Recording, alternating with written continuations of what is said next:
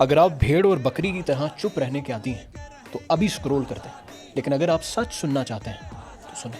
You see what's happening across the border in India right now.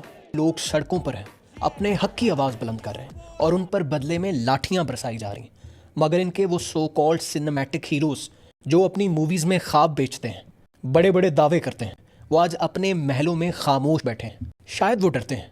Being a lawyer मुझसे एक सवाल पूछा गया कि हुकूमत भारत की हो या पाकिस्तान की, क्या अपनी हुकूमत को क्रिटिसाइज करना जुर्म है?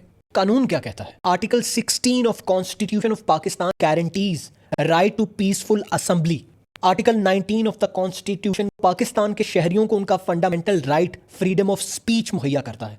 कानून आपको पूरी इजाजत देता है कि आप इनजस्टिस के खिलाफ आवाज उठा सकते हैं, अपना प्रोटेस्ट रजिस्टर कर सकते हैं, अपना डिसेंटिंग ओपिनियन रख सकते हैं। फैजाबाद धरने के वक्त और इस तरह की बहुत सारी जजमेंट्स के through supreme court of Pakistan has said it several times that peaceful protest is the beauty of democracy. दूसरा बिलियन डॉलर सवाल यह है कि प्रोटेस्ट के नाम पर अपने रास्ते में आने वाली हर सरकारी इमारत को नीस्तो नाबूद कर देना, किसी गरीब का रिक्शा जला देना या किसी सरकारी मुलाजिम से उसकी जान छीन लेना लीगल है?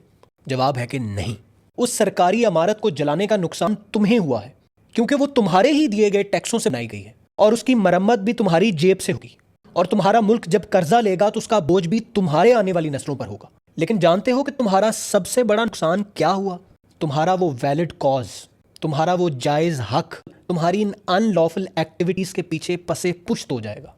उल्टा तुम्हारे ऊपर पाकिस्तान पीनल कोड और एंटी टेररिज्म एक्ट की दफात लगाई जाएंगी जो कि अट्रैक्ट तुमने खुद की हैं। कानून सीखना आपका काम है और सिखाना मेरा।